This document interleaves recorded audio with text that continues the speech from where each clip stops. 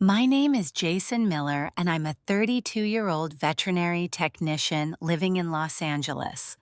My job isn't glamorous, and it certainly doesn't come with a six-figure salary, but it's a job I love. I get to work with animals every day, helping sick pets get better. And there's nothing more fulfilling than seeing a pet leave the clinic healthy, knowing I made a difference. The pay, though, isn't anything to write home about. I earn about $60,000 a year, enough to get by but not enough to live luxuriously. But I'm content. I don't need a mansion, and I'm not looking for anything extravagant. All I've ever wanted is to build something of my own, and that's where my story starts. Since I was 22, I've been doing everything I can to save up for a house. At first, it felt impossible. I shared a small apartment with three roommates, each of us trying to scrape by. One of them ran a business that involved importing cheese from overseas, don't ask. It was as shady as it sounds, and it made our place smell like a dairy farm. I still laugh at the memory, though I'm not sure why. It wasn't fun living like that, but I was focused on my goal. I drove an old Honda Civic that made sounds I thought were reserved for junkyards, but it got me from point A to point B. My meals mostly came from frozen burritos or ramen on sale. If I could save a few bucks by buying in bulk, I did. I never went out much. When I did, it was on my day off, usually spent at the local coffee shop or browsing thrift stores for anything that might add a little comfort to my life. But there was always something keeping me motivated, something that made it all feel worth it. My dream of owning a home. A place that was mine, no roommates, no leases, no landlords. A place where I could do what I wanted when I wanted. The thought of it kept me going no matter how tired I was from working extra shifts or pushing myself harder than I ever thought I could. Then there was my sister Lily. Lily's 35 and she's always been the golden child. While I was struggling to save up for a place, she had everything handed to her. Growing up, it was clear that our parents favored her. She never had to worry about money. She didn't need to work much. She just followed her passions while living off our parents' financial support. Lily, with her three kids from three different fathers, had it easy. She wasn't struggling like I was. Instead of working hard to build something of her own, she posted staged photos on Instagram with her kids posing in matching designer outfits. She built a brand around her lifestyle, joining every pyramid scheme that came her way and convincing our parents to invest in each one. Yet somehow she always had the latest iPhone, a closet full of expensive bags, and went on lavish trips. The contrast between our lives was stark. While I worked 60-hour weeks living on next to nothing, Lily was living it up. And it hurt. I was busting my ass to save for a house, and there she was constantly handed everything. If there was a new gadget or expensive clothing item, she got it without having to do a thing.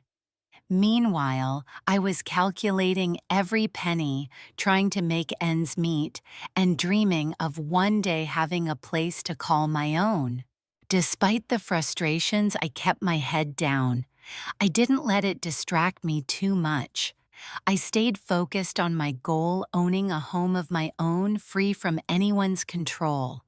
I kept working my shifts at the clinic, doing whatever I could to earn extra cash. Every penny I made went into my savings.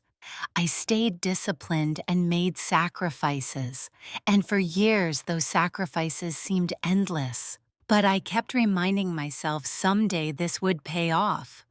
After years of living frugally and sacrificing almost everything for the sake of one goal, I finally achieved something I had always dreamed of. I bought my first house. It wasn't a grand mansion or anything close to what I'd imagined as a child, but it was mine. A cozy three-bedroom ranch-style home tucked away in a quiet, affordable neighborhood. It wasn't much, but it was everything I had worked for. Every penny I saved, every late shift I worked, every meal I skipped, all led to this moment. The house was a bit of a fixer-upper. The carpet in the bathroom was older than I was, and the previous owner had gone a little overboard with neon orange accent walls in the kitchen. But I didn't care. What mattered was that it was my space, my sanctuary, a place I could call my own. The day I signed the papers and held the keys to the house in my hands, I felt a surge of emotion that I didn't expect. I sat on the empty floor of the living room and just let the tears fall. It was pathetic, maybe, but after years of grinding, barely making ends meet while watching my sister get everything handed to her, this felt like a triumph. It felt like vindication. Like I had finally proven that hard work, sacrifice, and patience could actually pay off. I spent the next few months fixing it up. I tackled each room with determination, painting over the garish colors, replacing broken fixtures, and slowly turning this humble house into a home. It wasn't easy, and it wasn't fast. There were nights when I worked on it until my hands ached when the frustration of one setback or another almost made me want to quit. But every improvement, every small change made me feel like I was making something beautiful out of what I had.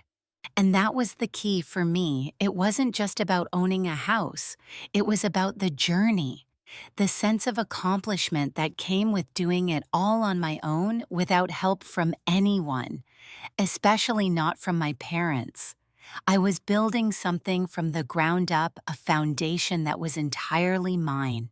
At the same time, I kept my head down, focusing on what mattered.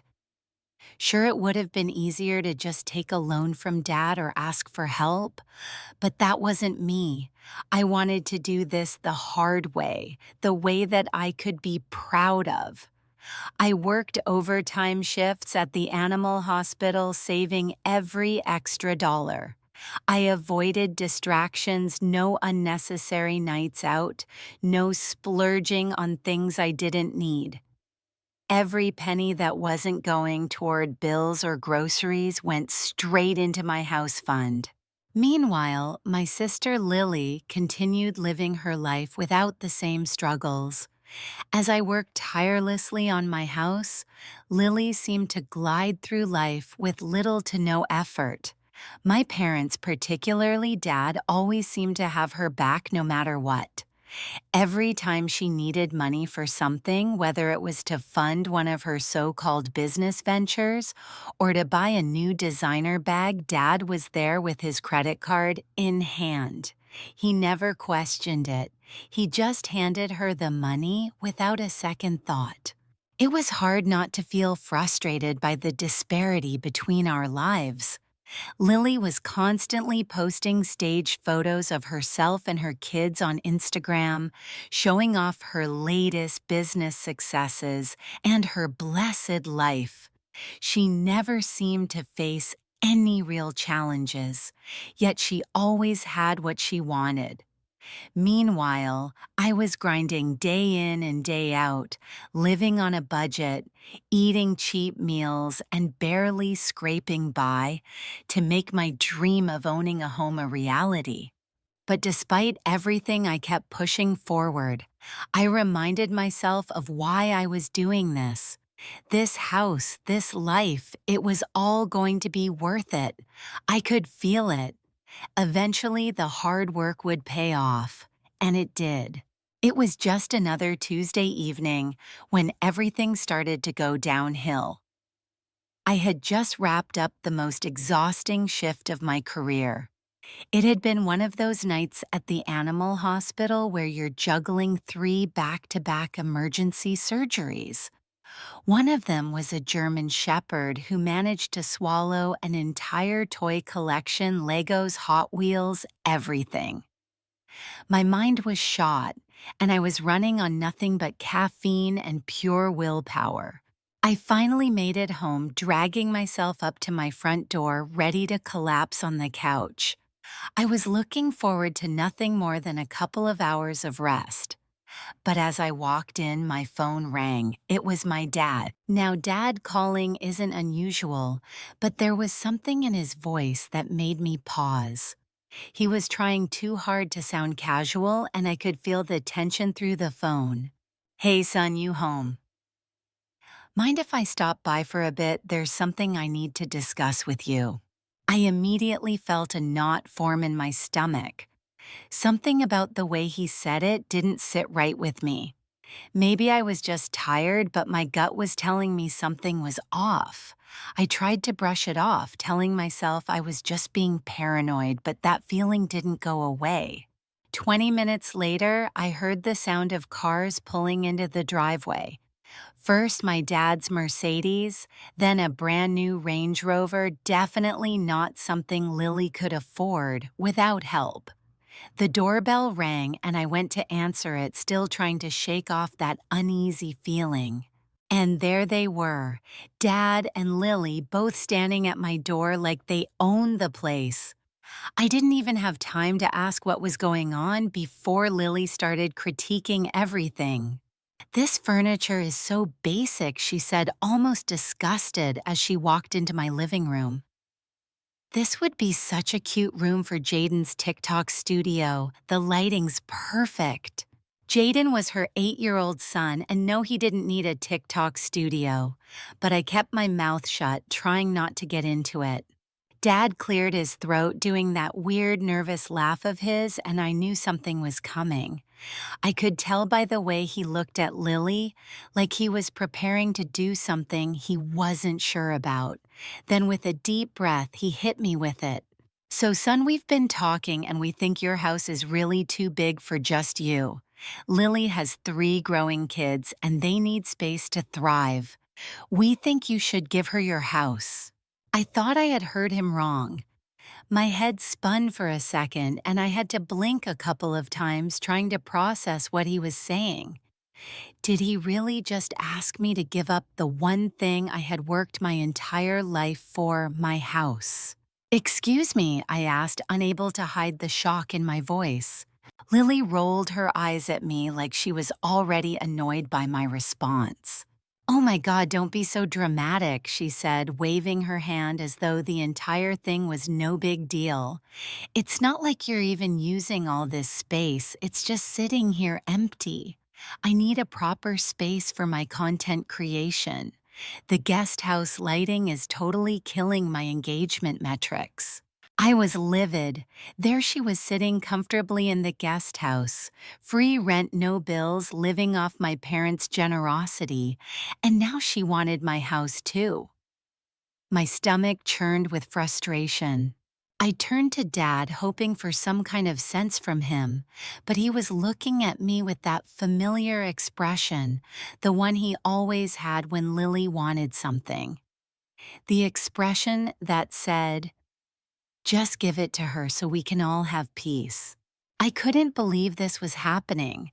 I had worked so hard to get this house.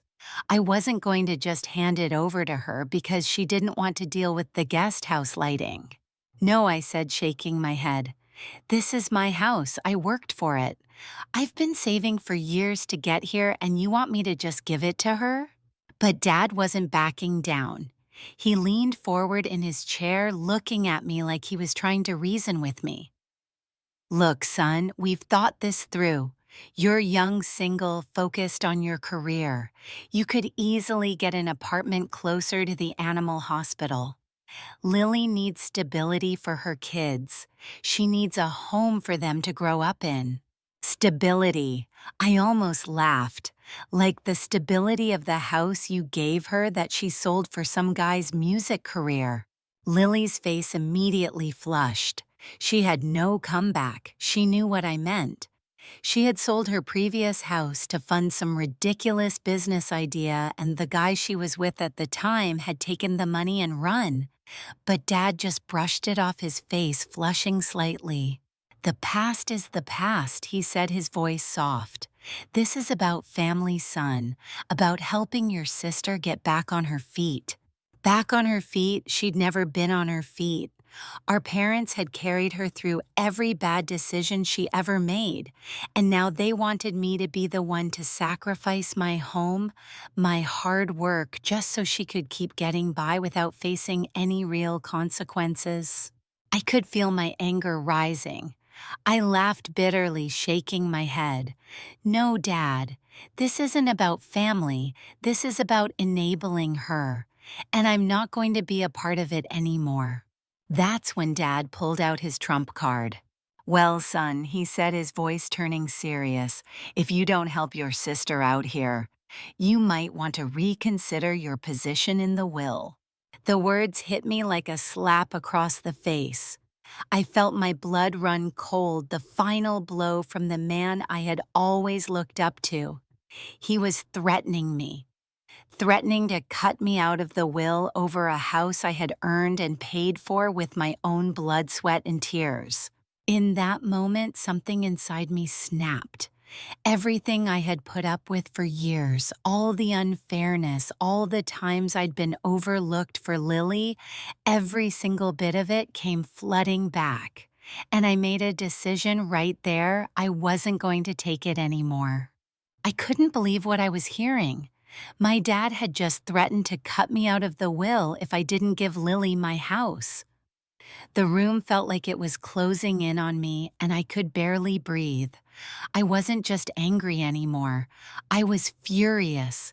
I had worked for years to buy this place, every extra shift, every sacrifice, and this was how it was going to end. For Lily, who hadn't worked a day in her life, to just waltz in and take everything I had earned. But even in that moment, I stayed calm. I refused to let them see how much this hurt me. They had no right to ask for my house, and I wasn't about to hand it over. Not to her, not to anyone. I stood up and walked toward my home office, trying to keep my breathing steady. I was shaking with anger, but I knew I had to keep my cool. I couldn't let this situation escalate further without making sure I had a plan. Lily, ever the performer, had already started filming everything on her phone. I saw her in the corner of my eye, recording my every move, trying to turn this into some kind of drama for her Instagram. It didn't faze me.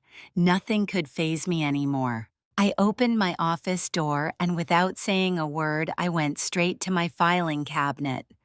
I had a feeling this day might come.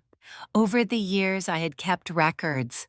Every receipt, every text message, every post on social media where Lily had bragged about her business investments. I pulled out the folder I had started the day Lily sold her house, knowing that one day I might need to use it. I walked back into the living room, ignoring the confused looks from both my dad and sister.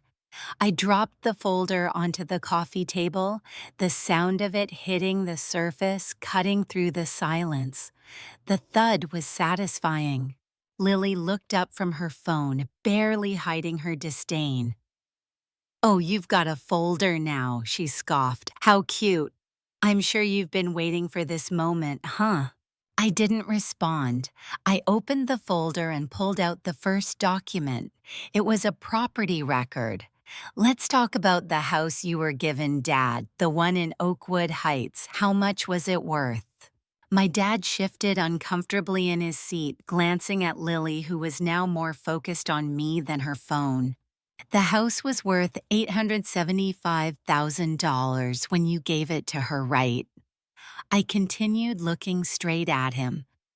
"Do you know how much she sold it for?"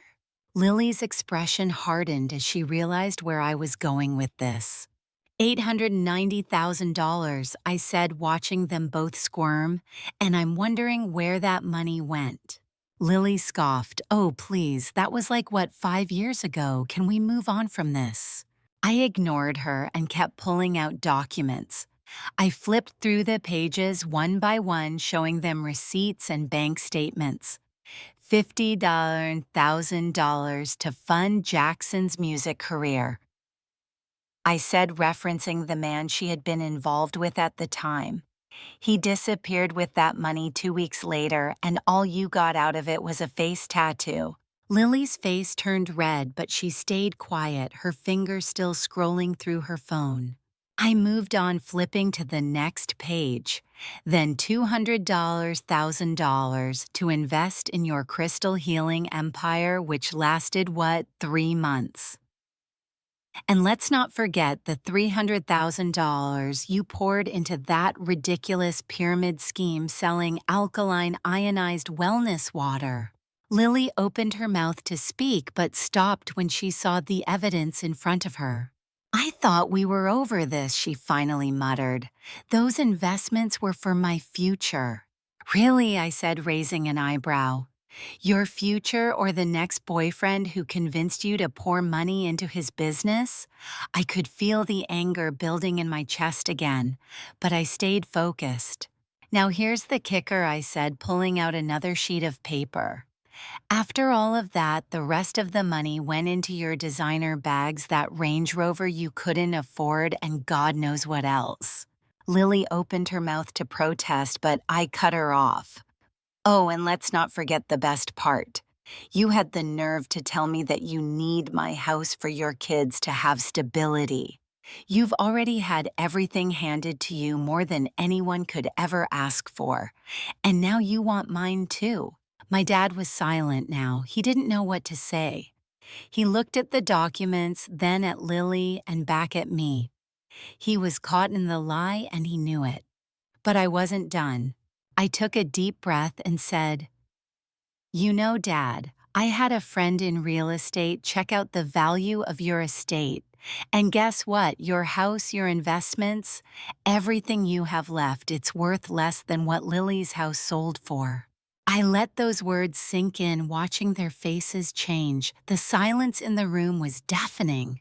You've already given her her inheritance, I continued. And now you want to take mine too. That's not how this works. Lily's expression went from shock to anger in a split second. She stood up, her face twisted with rage. This is so unfair, she shouted. You can't just throw numbers at me like this. Money isn't everything. What about my children? What about their future? I stood up too, feeling the weight of the situation. What about your future, Lily? The one that you've never had to work for. The one that's been funded by Dad's credit cards and his company's money. Lily's face turned red, but I wasn't backing down. You've exploited every person in this family to get what you want, and I'm not going to let you do it to me. She shot me a glare, tears welling in her eyes. I am a boss, babe, running multiple businesses, she yelled, though it was more for her Instagram followers than for any real validation. Pyramid schemes aren't businesses, Lily, I said coldly, turning my attention back to Dad. You've been enabling her for years, and I'm done with it. I don't want anything from you anymore. Dad was silent now, but Lily wasn't done. She tried to bring up the will again, hoping that would turn the tide in her favor. I stood up and walked to the door. If you want to cut me out of the will, go ahead. But don't think for a second I'll let you take my house. I'll make sure the lawyers see all these papers. And if you try this again, I'll make sure the world knows the truth. The tension in the room was thick, the silence stretching on as I let the reality of what was happening sink in. My dad sat frozen, his face pale as he absorbed the evidence I had laid out. Lily was standing across from me, her lips pressed tight in an effort to contain her rage, but her facade was cracking. The cracks were deepening, and I could see her trying to maintain the control she always had over the situation. I wasn't done, though. The truth had to come out. If they were going to try and manipulate me, then they deserved to face the consequences of their actions. Look, Dad, I said, my voice firm. You've enabled Lily's every mistake for years. You've let her blow through money without any regard for the consequences. You handed her a beautiful home, and what did she do with it? She sold it. She squandered the money on her latest business venture, which, by the way, was as ridiculous as her other schemes. Lily opened her mouth to defend herself, but I raised my hand to silence her. You don't get to talk right now, Lily. You've already had your turn. Now let's talk about the facts. I looked back at Dad, who seemed more defeated by the second. It was like the weight of his own actions was finally catching up with him. But it wasn't just about him. This was about how they had treated me, how they had tried to take something I worked my entire life for. The house you gave Lily, I continued, was worth $875,000 when you handed it over to her. But did you know how much she sold it for $890,000? You've enabled her to do whatever she wants, and now you want me to just hand over my house. I could see Dad trying to shift uncomfortably in his chair. He was trying to avoid eye contact with me, but I wasn't going to let him get away with it. What did she do with that $890,000, Dad? I asked. She blew it. $50,000 went to Jackson's music career, a guy who took the money and ran. Then $200,000 went into a crystal healing business that lasted 3 months.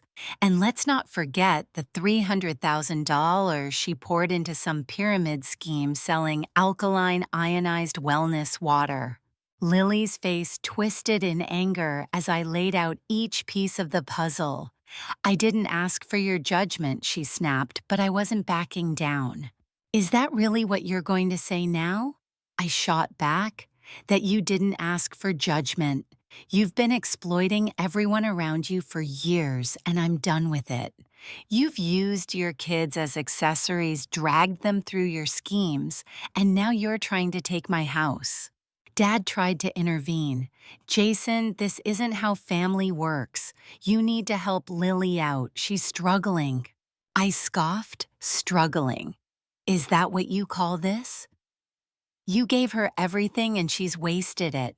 She hasn't learned a single lesson and now she's trying to take my house. A house I've worked my ass off for. I pulled out another stack of papers from the folder. Here's the kicker, Dad.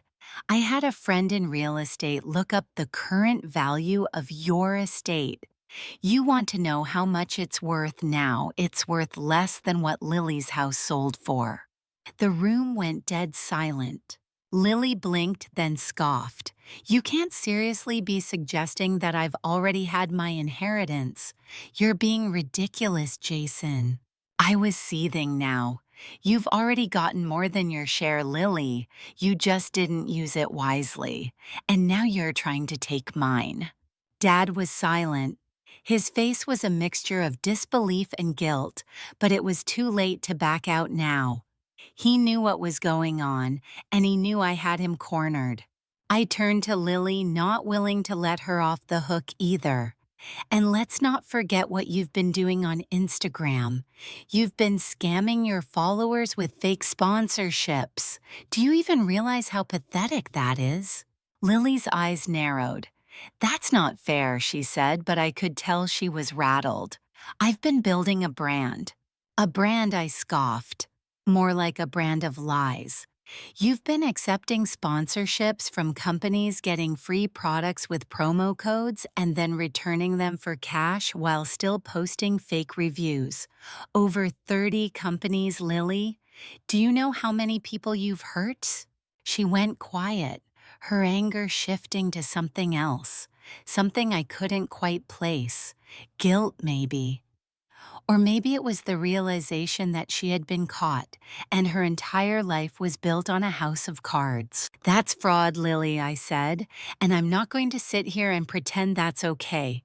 You've been getting away with everything for too long. Her lips trembled, and I could see the anger in her eyes, but also something else. She knew I was right. She just didn't want to admit it.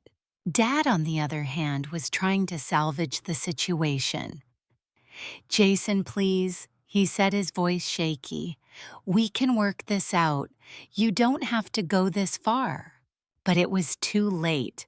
The truth was out. And it wasn't just about the money.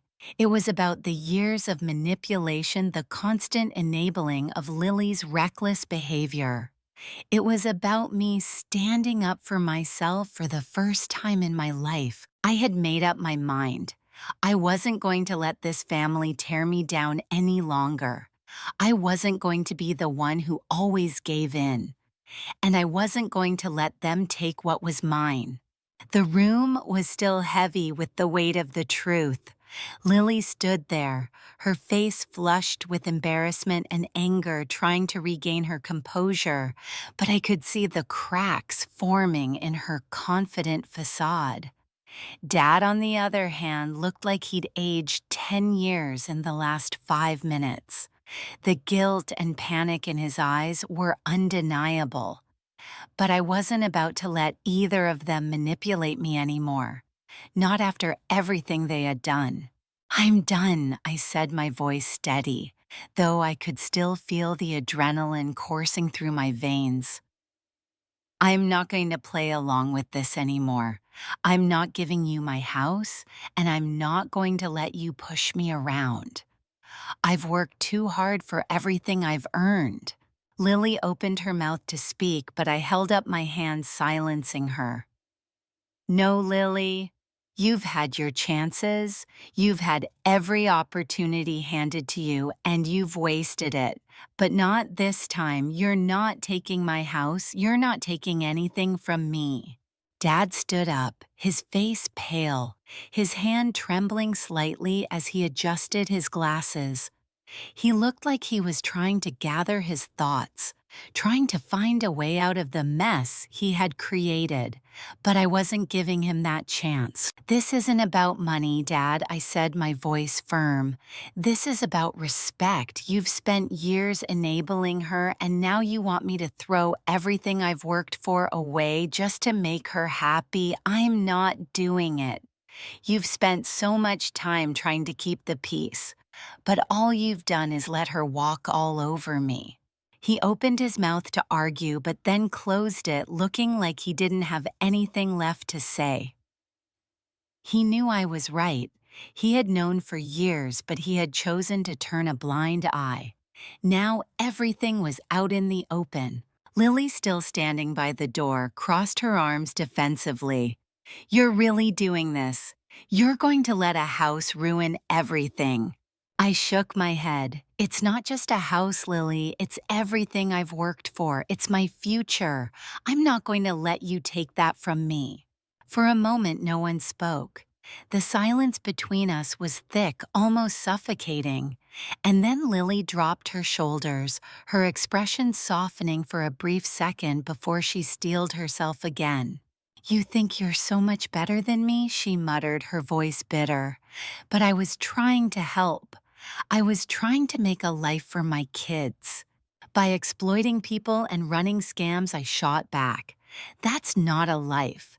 It's an illusion, and it's over." She bit her lip, glaring at me. She wasn't used to being confronted like this, not by me, but I wasn't backing down. "Dad, you don't have to be a part of this anymore," I said, turning back to him. "I've had enough. I'm done letting you two walk all over me. I'm done pretending that everything's fine when it's not." For the first time in a long time, Dad didn't try to argue. He didn't offer excuses. He just stood there looking defeated. Maybe for once, he realized what he had done. I took a deep breath, feeling the weight of everything that had just transpired. The decision I had made wasn't easy. I had spent so much of my life trying to please my parents, trying to be the son they wanted, trying to do things the right way. But I had learned something important today. I couldn't keep sacrificing my happiness just to keep the peace. Sometimes standing up for yourself meant walking away from the toxic people in your life. I don't want anything from you anymore, I said finally. I've worked hard for everything I've achieved, and I don't need your help to keep it. Lily opened her mouth again, but I didn't give her the chance to speak.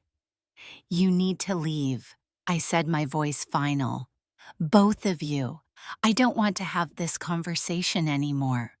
They both hesitated, but there was nothing left to say.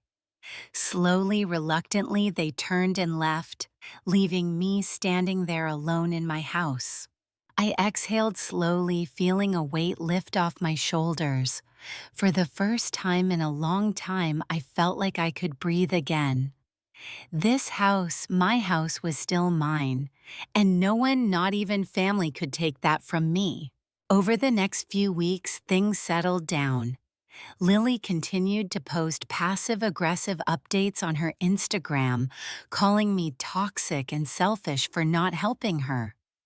But I didn't care. It didn't bother me anymore. Her words didn't have power over me the way they used to. I kept working at the animal hospital, continuing to save up and improve my house.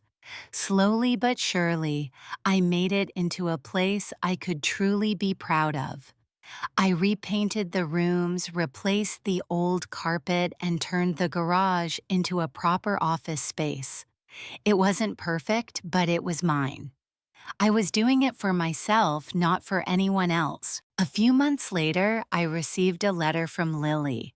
She was writing from our mother's house in Florida, where she had fled to avoid the media attention surrounding the mess. She begged me to help with her legal fees and offered to promote my veterinary clinic on her Instagram to make up for everything. I laughed when I read it, not because it was funny, but because it was so typical of her. She thought she could fix everything with a post on social media. I took the letter, wrote no in big red letters, and sent it back without a second thought. I didn't need her help. I didn't need anyone who couldn't respect me or the work I had put in.